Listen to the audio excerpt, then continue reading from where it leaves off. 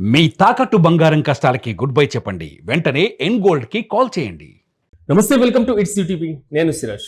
మొత్తం మీద ఆంధ్రప్రదేశ్ రాజకీయాల్లో డిఎస్సి అంశం మాత్రమే కాదు, వైసీపీ హయాంలో ఇచ్చినటువంటి గ్రూప్ 1 నోటిఫికేషన్ కి సంబంధించిన అంశం కూడా కూటమి ప్రభుత్వం చేస్తున్నటువంటి కామెంట్స్ పైన ఈ మొత్తం పరంపర చూసుకున్న తర్వాత ఉపాధి ఉద్యోగం కల్పించాల్సినటువంటి ప్రభుత్వాల తీరుపైన ప్రధాన ప్రతిపక్షంతో పాటుగా విపక్షాలు, మరి ముఖ్యంగా చెప్పుకోవాలంటే అధికార పక్షం మధ్య సాగుతున్నటువంటి విమర్శ ప్రతి విమర్శ, సవాళ్లు ప్రతి సవాళ్ళకు ఒక ప్రధానమైనటువంటి కేంద్రంగా ఈ నోటిఫికేషన్లు మారుతున్నాయా అనేటువంటి రచ్చ కూడా ఏపీ రాజకీయాలు మొదలైంది. మరి ఇలాంటి సందర్భంలో నిన్న మాజీ ముఖ్యమంత్రి వైసీపీ అధినేత జగన్మోహన్ రెడ్డి గారు ప్రెస్ మీట్ నిర్వహించారు. డిఎస్సి అంశం పైన క్లియర్ కట్ గా ప్రభుత్వాన్ని ప్రశ్నించారు. గత వారి ప్రభుత్వ హయాంలో ఇచ్చినటువంటి గ్రూప్ 1 రిక్రూట్మెంట్ పైన కూడా క్లారిటీ ఇచ్చారు. సిబిఐ విచారణకు సవాల్ విసిరారు. ఎల్ఓపి పదవి పైన వచ్చే ఏడాది నిర్వహించబోతున్నటువంటి పాదయాత్ర అంశం పైన పలు కీలకమైనటువంటి అంశాలపైన ఆయన చెప్పిన తర్వాత కూటమి ప్రభుత్వం దీనిపైన ఏ విధంగా స్పందించబోతుంది అనేటువంటి ఆసక్తికరమైనటువంటి చర్చ ఇప్పుడు రాష్ట్ర రాజకీయాల్లో మొదలైంది. ఇదే అంశంపైన మనతో పాటు విశ్లేషణ చేయడానికి ప్రముఖ రాజకీయ విశ్లేషకులు కేఎస్ ప్రసాద్ గారు అందుబాటులో ఉన్నారు. ప్రసాద్ గారు నమస్తే. నమస్తే అండి. సో నేను ఓవరాల్ గా మాజీ ముఖ్యమంత్రి జగన్మోహన్ రెడ్డి గారి ప్రెస్ మీట్ మీరు ఎలా చూస్తారు? అందులో చూడడానికి ఏముండదు సార్. అసెంబ్లీ సెషన్స్ కి ఆయన వెళ్ళడం కారణంగా అసెంబ్లీ సెషన్స్ ముగింపుకి ఈయన మంగళహారతి పాడడం సర్వసాధారణం. ప్రతిసారి ఒక హారతి పట్టుకుని దొల్లగొట్టి దూపం వేసి వెళ్తాడు గ్యారంటీగా. ఆ floss of entire session what has taken place అన్న దాని మీద ఒక లెబోరియస్ ప్రెస్ మీట్ ఉంటుంది. దాంట్లో ప్రతి విషయాన్ని ఊటంకించి మరీ చెప్తాడు. ఓకే, అది జగన్మోహన్ రెడ్డి గారి నేచర్ అయిపోయింది ఇప్పుడు ప్రజెంట్. అసెంబ్లీ సమావేశాల తర్వాత కంక్లూజన్ రిమార్క్స్ జగన్మోహన్ రెడ్డి దగ్గర నుంచి ఉంటాయి. ఎందుకు ఉంటున్నాయంటే వీళ్ళు ఒక సిస్టమేటిక్ సిచ్యువేషన్స్ని ఫాలో అవ్వట్లేదు. అసెంబ్లీలో ఉదాహరణకి మొన్న జరిగిన ఒక చర్చ చూసుకుందాం. ఇది అసెంబ్లీలో ఈ వర్షాలు లేని కారణంగా వాతావరణ పరిస్థితి హెలీనో మీద విపరీతమైన చర్చిద్దామని మండలిలో పేజీ పెడుతున్నారు. కానీ అసెంబ్లీలో డిఎస్సి అంశాన్ని ఫస్ట్ చర్చించి తర్వాత హెలీనో మీద చర్చించారు. సో ఈ కాంట్రడిక్షన్స్ అన్నిటి ఏంటంటే సమాధానం ఎక్కడ చెప్పాలో అక్కడ చెప్పుకుంటున్నారు. ఉదాహరణకు వైసీపీ అక్కడ ఉంది, తిరిగి ధీటుగా సమాధానం చెప్పడానికి విద్యాశాఖ మంత్రి వెసస్ మాజీ విద్యాశాఖ మంత్రి అన్న దగ్గర అక్కడ డిస్కషన్ ఛాన్స్ ఇవ్వట్లేదు. అసెంబ్లీలో మాత్రం తండ్రి కొడుకులు ఇద్దరు, అంటే ముఖ్యమంత్రి గారు విద్యాశాఖ మంత్రి రెచ్చిపోయి రంబోలా సినిమా చూపిస్తున్నారు. అసలు మాకన్నా వీరులు లేరు ధీరులు లేరు అన్నట్టు. తీరా చూస్తే అసెంబ్లీ సెషన్స్లో మాట్లాడమంటే వైసీపీ లేని కారణంగా వాళ్ళని అవహేళన చేస్తూ 4 సార్లు ఛాలెంజ్ చేసాం, 5 సార్లు ఛాలెంజ్లు చేసాం, ఎన్నిసార్లు ఛాలెంజ్ చేసాం జగన్మోహన్ రెడ్డి రావట్లేదన్న నేపథ్యానికి తెరలేపుతున్నారు. ఇక్కడ మన అవుట్కమ్ జగన్మోహన్ రెడ్డి వర్సెస్ లోకేష్ కాదు కదా, లేకపోతే జగన్మోహన్ రెడ్డి గారు వర్సెస్ చంద్రబాబు నాయుడు గారు కాదు కదా. ఇక్కడ ఓన్లీ సిచ్యువేషన్ ఏంటంటే డిఎస్సిలో ఉన్న అవకతవకలు విద్యాశాఖ మంత్రిగా బాధ్యతాయుతంగా ప్రవర్తిస్తూ సమాధానం చెప్పమని. అది తప్పని చేస్తున్నాడు ఆయన. సమాధానం ఎక్కడ చెప్పాలంటే నేను జగన్మోహన్ రెడ్డిగా చెప్తాను. ఇప్పుడు డిఎస్సికి సంబంధించిన అంశంలో మనం 4 రోజులు బట్టి మనం చర్చించుకుంటున్నాం. మోర్ దెన్ 34,000 ఇవి ఏంటి అప్లికేషన్స్ కంప్లైంట్స్ రూపంలో ఉన్నాయి ఆల్ కలెక్టర్ ఆఫీసులోని ఇట్లోను. High court is they are inviting more and more. ఇంకా ఎంతమంది కుర్రాళ్ళు డిఎస్సిలో ఉన్న ఇబ్బందుల్ని మీరు కంప్లైంట్లు ఇస్తే తీసుకోవడానికి హైకోర్టు సిద్ధంగా ఉంది. దీని మీద ఒక వెరిడిక్ట్ వచ్చింది అనుకోండి, ఏమవుతుంది? కర్మగాలి ఈ బిగ్గెస్ట్ సిచ్యువేషన్ ఇన్ స్పోర్ట్స్ కోటాలో రిక్రూట్మెంట్లో జరిగిన తప్పులు ఎస్టాబ్లిష్ అవ్వడం పెద్ద విషయం ఏం కాదు. Because they have not conducted proper exam కానీ, లేదంటే అది సెలెక్టివ్ నేచరే ఆ జీవోల రూపంలో మార్పు చేసి ఏం చేశారో చచ్చారో నానా సావులు చచ్చింది క్లిస్టర్ క్లియర్ గా విత్ సబ్స్టాన్షియల్ ఎవిడెన్సెస్ తో దొరుకున్నారు. సో ఇలాంటి క్రిటికల్ సిచ్యువేషన్స్ లో ఎన్నాళ్ళు బుల్డోస్ చేసుకుని వెళ్తారు? ఎండ్ ఆఫ్ ద డే ఎక్కడో దగ్గర కోర్టు పరంగానో ఏదో పరంగా మనకు రెస్క్యూకి వస్తుంది కదా. అప్పుడు సిచ్యువేషన్ కానీ ఇవాళ మనం బుల్డోస్ చేసుకెళ్ళామో లేదని దాని మీద ఎక్కువ ఎంఫసైజ్ చేస్తున్నారు. ఆ విషయం అతను సుస్పష్టంగా ప్రెస్ మీట్ లో కేటగారికల్ గా చెప్పి జగన్మోహన్ రెడ్డి లేదు. చర్చ కన్నా నేను దీంతో పాటు వాళ్ళు ఇంకా దేనికి ముడి పెడుతున్నారు? గ్రూప్ వన్ నోటిఫికేషన్ ఎవరు ఇచ్చారు? తెలుగుదేశం. ఎక్కడి దాకా వచ్చింది అది? ఎగ్జామ్ కండక్షన్ కూడా వాళ్ళదే అయింది. గవర్నమెంట్ మారిన తర్వాత రిజల్ట్ డిక్లేర్ చేయడం, ఎగ్జామినేషన్ పేపర్లు దిద్దడం. దానికి ఏం చెప్తున్నారు? అదేదని హనీరి హోమ్స్ ఏదో ఉంది కదా అక్కడ, అందులో దిద్దించారు. సిఎస్ఆర్ ఆంజనేయులు గారు ఇంటెలిజెన్స్ లేనిపోని చెత్త చెదారం అభియోగాలు. ఇప్పుడు వాళ్ళు జగన్మోహన్ రెడ్డి గారు ఏ సిబిఐ అయితే ఛాలెంజ్ చేస్తున్నాడు, ఈ ఛాలెంజ్ మీరు తెలుగుదేశం వైసీపీ గవర్నమెంట్ ఎప్పుడైనా విన్నారా? కూర్చుని పేర్లలో ఇంట్లో కూర్చుని ఉన్నారు, ఎప్పుడు పల్లెత్తి మాట మాట్లాడలేదు. మన ఈ గ్రూప్ 1 రిక్రూట్మెంట్ల మీద ఎక్కడైనా మనం గందరగోళాలు చూసారా? మీరు కూడా జర్నలిస్టే కదా. సో ఇవేమీ లేని దగ్గర ఏంటంటే వీళ్ళు మొదలెట్టారు కాబట్టి అప్పుడు గ్రూప్ 1 అని వీళ్ళు. సో ఇవి ఎలా ఉందంటే వీళ్ళు మొదలెట్టడానికి రీజన్ ఏంటి? అపోజిషన్ లీడర్ దగ్గరికి నిజమైన బాధితులు మాకు ర్యాంకులు ఎలా వచ్చినా నవీన్ విషయంలో కేటగారికల్గా చెప్తూ జగన్మోహన్ రెడ్డిని కలిసిన తర్వాత జరిగిన డెవలప్మెంట్సే ప్రభుత్వం మీద ఇమ్మెన్స్ ప్రెషర్ అక్యుములేట్ అయ్యింది. తర్వాత అది ఉద్యమాల రూపంలోనూ, నిరసనల రూపంలోనూ, ధర్నాల రూపంలోనూ అక్యుములేషన్ ఆఫ్ ప్రెజర్ గవర్నమెంట్ మీద పడుతుంది. అందుకే కదా పవన్ కళ్యాణ్ గారు కూడా పిలిచి విద్యాశాఖ అధికారులతో మాడుకున్నారు. ఇవన్నీ జరుగుతున్న క్రానికల్ ఆర్డర్లో ఎండ్ ఆఫ్ ద డే ఎక్కడి నుంచి ఎవరికి లీడ్ అవుతున్నాయి? సో ఈ పరిణామాలు మీరు చెప్పమంటే మండల వేదికగా నిరసనలకే పరిమితం అయిపోయింది. అసెంబ్లీలో లేని దగ్గర మమ్మల్ని మించిన ధీరులు లేరు, వీరులు లేరని మొత్తం సచిన్ టెండూల్కర్, సెహ్వాగ్ ఇద్దరు ఓపెనింగ్ బ్యాట్స్మెన్ లాగా వచ్చి డబుల్ సెంచరీలు, ట్రిపుల్ సెంచరీలు కొట్టినట్టు కొట్టేశారు. కొట్టి లాభం ఏంటి? ఇప్పుడు ఆ మ్యాచ్ డ్రా అవడానికి ఆడినట్టు 5 రోజుల టెస్ట్ మ్యాచ్లో అవతలకి బ్యాటింగ్ ఇస్తే ఆడ 10 కొట్టాడో, 5 కొట్టాడో, లేదా 6 కూడా 1000 కొట్టాడో తెలుస్తుంది కదా. కానీ గ్రూప్ 1 రిక్రూట్మెంట్ లో నిజంగా అవకతవకల అక్రమాలు జరిగితే ప్రభుత్వం వచ్చి 2 ఏళ్ళు అవుతుంది, ఎందుకు విచారణ చేపట్టలేదు? ఏ వంకలేనమ్మా డొంకట్టు కేడిసిందని ఒక సామెత ఉంటుంది. ఆయన డిఎస్సీ అన్నాడు కాబట్టి వీళ్ళు గ్రూప్ 1 మాట్లాడుతున్నారు. అంతేగాని గ్రూప్ 1 కి జరిగిన అవకతవకల మీద ఈ రోజు దాకా వాడు నూరుకుంటాడే. నాటి విద్యాశాఖ మంత్రే కదా, అప్పుడు కూడా లోకేష్ గారే కదా విద్యాశాఖ మంత్రి. తగులుకోరు కదా వచ్చి రావడంతోనే. రెడ్ బుక్ లో అది రాసుకోలేదు, మర్చిపోయారా? పెద్దని రెడ్ బుక్ లో రాసుకొని మనం వివరిస్తున్నారు కదా ప్రతి దానికి. ఈ group 1 is the biggest thing for me. As soon as I స్వేరింగ్ in my government, నేను ఫస్ట్ టాస్క్ గ్రూప్ 1 తీసుకుంటానని ఎవరైనా చెప్పాడైనా? ఇది రెడ్ బుక్ కదా సార్. కొడాలని రాసేస్తారు, కర్రాలతో పరిగెట్టిస్తాం, ఇవన్నీ మనం ఎన్నాం కదా చివరి పుల్లెడిపోయేలాగా.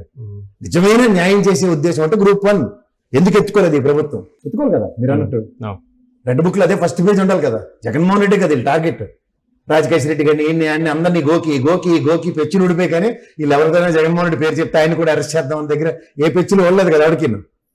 ఎందుకు కృష్ణ విత్ ఎవిడెన్సెస్ మీరు మాట్లాడుతుంది ఇవాళ మీ దగ్గర అంత బ్రహ్మాండమైన ఎవిడెన్సెస్ ఉంటే గ్రూప్ 1 విషయంలో జగన్మోహన్ రెడ్డి మొదటి నుంచి ఛాలెంజ్ చేసుకుంటూ ఉండొచ్చు కదా.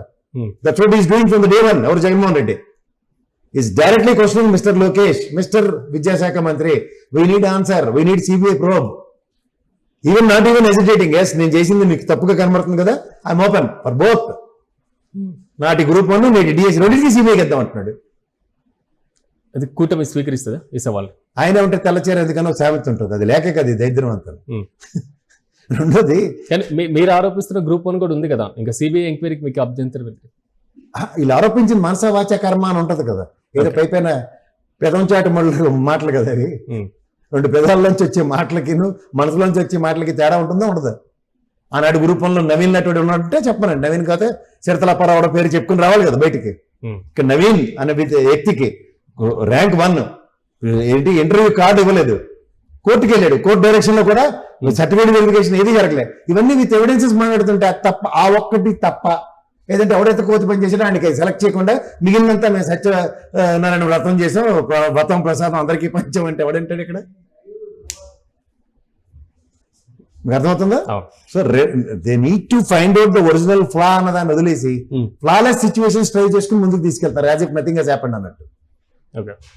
Sports quota with evidences. ఏదైతే మీరు జీవో ఇచ్చారో ఆ జీవో మళ్ళీ విరమణ, మళ్ళీ కొత్త జీవో, రిక్రూట్మెంట్ ప్రొసీజర్ వైలేషన్. ఏ ఆటలు తెలియని టుమరిగాళ్ళందరినీ తెచ్చి సెలెక్ట్ చేశారు.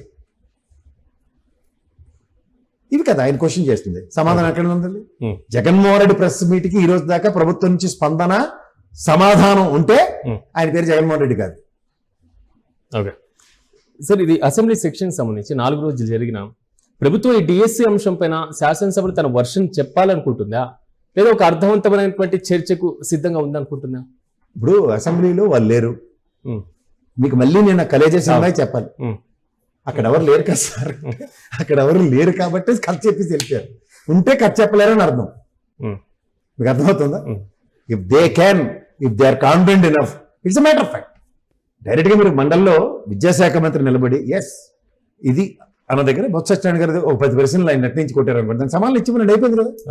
సిబిఐ ఎంక్వైరీ లేదు, వాళ్ళకాడ లేదు, వసిన పర్వతం లేదు, ఏం లేదు. హ్యాపీగా ప్రజలందరూ హ్యాపీ. ఆ 16,000 మంది పిల్లలు హ్యాపీగా ఉద్యోగం చేసుకుంటారు. వాళ్ళతో ధర్నా చేయాలి. మండలిలో బలం లేకపోయినా మంత్రుల్ని మోహరించిన ఒక డిస్కషన్ చేస్తే పీపుల్లో మంచిగా వెళ్ళేటువంటి ఛాన్స్ ఉండొచ్చు కదా. ఎందుకు కూటమి ఎలాంటి సాహసం చేయలేకపోతే? మండల్లో డిబేటబుల్ టాపిక్ అయినప్పుడు రెస్పెక్టబుల్ మినిస్టర్ చైర్ లోంచి లోకేష్ గారు సమాధానం చెప్తే సింపుల్, గోరుతో పోయి గొడ్డలాగా తెచ్చుకున్నారు. ఇప్పుడు సమాధానం చెప్పే సిచ్యువేషన్ అలాంటి భయం దేనికి, పెరుగు దేనికి? నేను అక్కడే మాట్లాడతానమ్మా, నాకు బెంచ్ స్ట్రెంత్ ఉండాలి, అక్కడ లోకేష్ కి నచ్చినట్టుగా జగన్మోహన్ రెడ్డి రావాలి, అప్పుడే నేను సమాధానం చెప్తానంటే. ఎగువ సభలో స్ట్రెంత్ అయిన మంత్రులు ఉంటారు కదా, ఉండండి. అదే మంత్రులు ఇక్కడ తెచ్చుకోండి, ఎవరు కదన్నాడు? 20 మందిని తెచ్చుకోండి మంత్రులందరినీ. అక్కడ ఎలాగో పని పడలేదు కదా, ఇక్కడికి వచ్చి కూర్చుని జై జగన్ అని వీళ్ళు అరుస్తారు, వాళ్ళు జై లోకేష్ అని అరిచి సమానం చెప్పుకోమండి. ఓకే, మీ దగ్గర సబూత్ సందర్భాలు లేకుండా ఆబ్వియస్ ఒకటి ఉంటుంది కదా, రెడీగా తెలుసు కదా మీకు.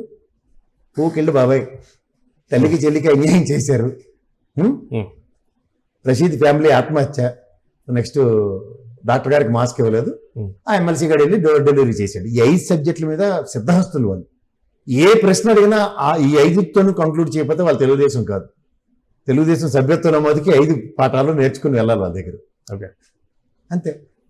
అదే ప్రారంభ ఉపన్యాసాలుగా ముందు మొదలెడతారు. డిఎస్సి మీద మా చిత్తశుద్ధి మేము చాటుకుంటామని ఇమీడియట్ గా అవకాశం వచ్చేస్తుంది. ఓకే, తల్లికి చెల్లికి న్యాయం చేయలేనాడు జగన్మోహన్ రెడ్డికి మేమేటి సమాధానం చెప్పాలి, బాబాయిని చంపినోడు గొడ్డలని నారోసర రక్త చరిత్రను రాసినోడికి ఏం సమాధానం చెప్పాలి, ఇవి మొదలవుతాయి. బ్రూస్లీ స్టోరీ అంటున్నాం. ఓకే, తల్లి చెల్లి గొడ్డలి అంటే బ్రూస్లీ అని అర్థం. బ్రూస్లీ స్టోరీ స్టార్ట్ అయిపోయింది. కానీ ప్రతి సమావేశం తర్వాత ఇందాక మీరు అన్నట్లుగా అసెంబ్లీ సెక్షన్స్ లో నేను పాల్గొనలేకపోయినా సెక్షన్స్ అన్ని కంప్లీట్ అయిన తర్వాత ప్రభుత్వం దగ్గర నుంచి వచ్చిన ప్రతి ప్రశ్నకు లేదా ప్రభుత్వం డిస్కషన్ చేసిన ప్రతి అంశం పైన క్లియర్ కట్ గా ఆన్సర్ చెప్పేటువంటి ప్రయత్నం చేస్తున్నారు. అసెంబ్లీ ఆయన ఫాలో అవుతున్నాడు అర్థం. అసెంబ్లీ సెషన్స్ ఫాలో అయ్యి, కానీ ఈసారి కూడా ఎల్ఓపి గురించి డిస్కషన్ వచ్చింది. ఆయన స్పందించినటువంటి తీరు మీరు చూశారు, దీన్ని మీరు ఎలా చూస్తారు? ఖచ్చితంగా అదే కరెక్ట్ స్పందన. ఓకే, ఇప్పుడు certain things are not happening, we need to go with a law అన్నారు. అప్పుడేంటి లా అంటే కోర్టు పరంగా డైరెక్షన్ రావాలి. వచ్చిన తర్వాత సినిమా వేరు వచ్చి తీరుతుంది, అది మీరేం గాబరపడక్కర్లేదు. Okay, justice maybe delayed but it's not denied. అది జరిగినప్పుడు మాత్రం సమాధానం వేరేగా ఉంటుంది. అంటే ఆ జడ్జిమెంట్ దేశవ్యాప్తంగా కూడా ఒక ఆదర్శ కేసుగా పరిగణించబడుతుంది ఎల్ఓపి పదవికి సంబంధించి. నేను చెప్తుంది అదే సార్, దేశం అంతా అనుసరిస్తుంది, మన వాళ్ళు అనుసరించట్లేదు. It'll set a precedent, okay, you have to అన్నది వస్తుంది. అసెంబ్లీ ప్రజాస్వామ్యం as per your whims and fancies కాదు, as per democratic rules for the sake of people అన్నది వస్తుంది వెరిడిక్ట్. ఓకే, ఎందుకంటే ఇది ప్రూవన్ లెక్కలు ఇన్ ఎంటైర్ ఇండియన్ హిస్టరీలో, రిపబ్లికన్ స్టేట్స్ లోనో లేదా ఫెడరల్ సిస్టమ్ లో ఏ స్టేట్ కూడా ఇలాంటి వైలేషన్ చేయింది ఉదంతాలు ఉన్నాయి. This is the only one state which is violated the rule of opposition అన్నది. సో ఆబ్వియస్లీ ఓకే, అంతకన్నా ఇంకేం లేదు. సార్, వచ్చే ఏడాది నుంచి పాదయాత్ర ప్రారంభిస్తాను అనేటువంటి రీతిలో ఒక కార్యకర్తల భరోసా ఇచ్చేటువంటి ప్రయత్నం. కానీ పాదయాత్ర వెనకాల వ్యూహం ఏంటి? ఇందులో వ్యూహం ఉండదండి. పాదయాత్ర ట్రాక్ రికార్డు చూసుకుంటే రాజశేఖర రెడ్డి గారి నుంచి మొదలెడితే లోకేష్ నడిచిన దానికి కూడా ప్రభుత్వం వచ్చేసింది. మరి నేను నడిస్తే రాదా? ఓకే, మీరు ఇంకోటి గమనించండి, ఆ ట్రాక్ రికార్డ్ లో మహానుభావుడు రాజశేఖర రెడ్డి గారికి సక్సెస్ ఉంది. 2 సార్లు ప్రభుత్వం తెచ్చి చూపించాడు.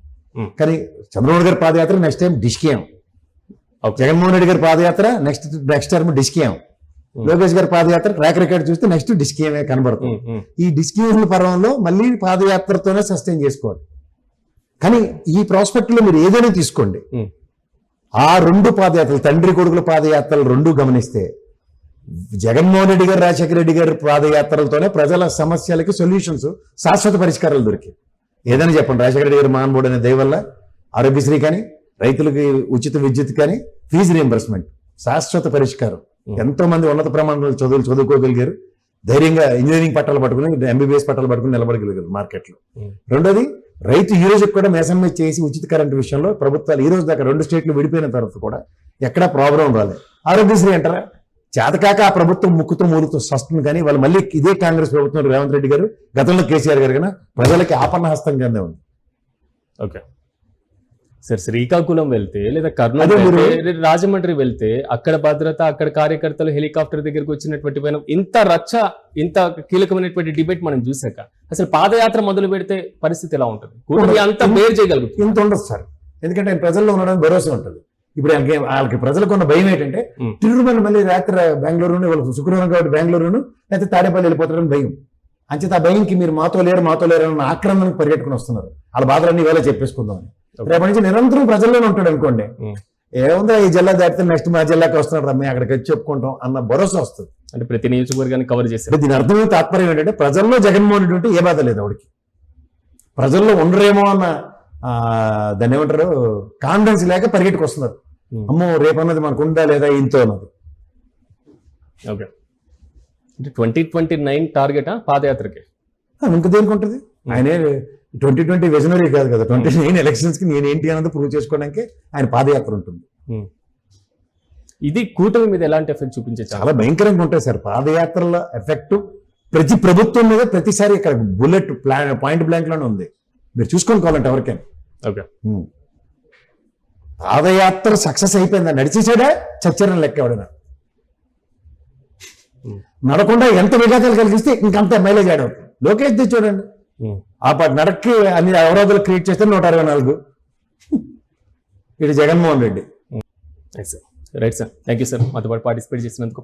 మొత్తం చూద్దాం, డిఎస్సి అంశం దగ్గర నుంచి గ్రూప్ 1 అంశం వరకు, ఎల్ఓపి పదవి దగ్గర నుంచి పాదయాత్ర వరకు ప్రతి అంశాన్ని ప్రస్తావిస్తూ మాజీ ముఖ్యమంత్రి వైసీపీ అధినేత నిన్న నిర్వహించినటువంటి ప్రెస్ మీట్, అసెంబ్లీలో వెళ్లి మాట్లాడాల్సినటువంటి సందర్భం లేదు, ఇక్కడే ప్రధానంగా అన్ని చెప్పేశారు, ప్రభుత్వాన్ని ప్రశ్నించారు, ప్రభుత్వానికి కావాల్సినటువంటి సమాధానానికి కౌంటర్ వేశారు అనేటువంటి రీతిలో రాజకీయ విశ్లేషకులు భావిస్తున్నారు. చూడాలి రానున్నటువంటి రోజుల్లో పాదయాత్ర ఏ విధంగా ముందుకు వెళ్ళబోతుంది, అది రాష్ట్ర రాజకీయాలపైన ఎలాంటి ప్రభావం పడబోతుంది, ఎల్ఓపి పదవి పైన ఎలాంటి కీలకమైనటువంటి నిర్ణయం న్యాయస్థానాల నుంచి రాబోతుంది, గ్రూప్ 1 వర్సెస్ డిఎస్సిగా వ్యవహారం మారిన నిజంగా మాజీ ముఖ్యమంత్రి చేసినటువంటి ఛాలెంజ్ ప్రకారం రెండింటిపైన సిబిఐ ఎంక్వైరీకి కూటమి ప్రభుత్వం సిద్ధంగా ఉంటుందా లేదా, ఇలాంటి అనేక ప్రశ్నలకు కాలమే సమాధానం చెప్తుంది. మరిన్ని అప్డేట్స్ తో మళ్ళీ కలుద్దాం, చూస్తూనే ఉండండి ఇట్స్ యూటీవీ.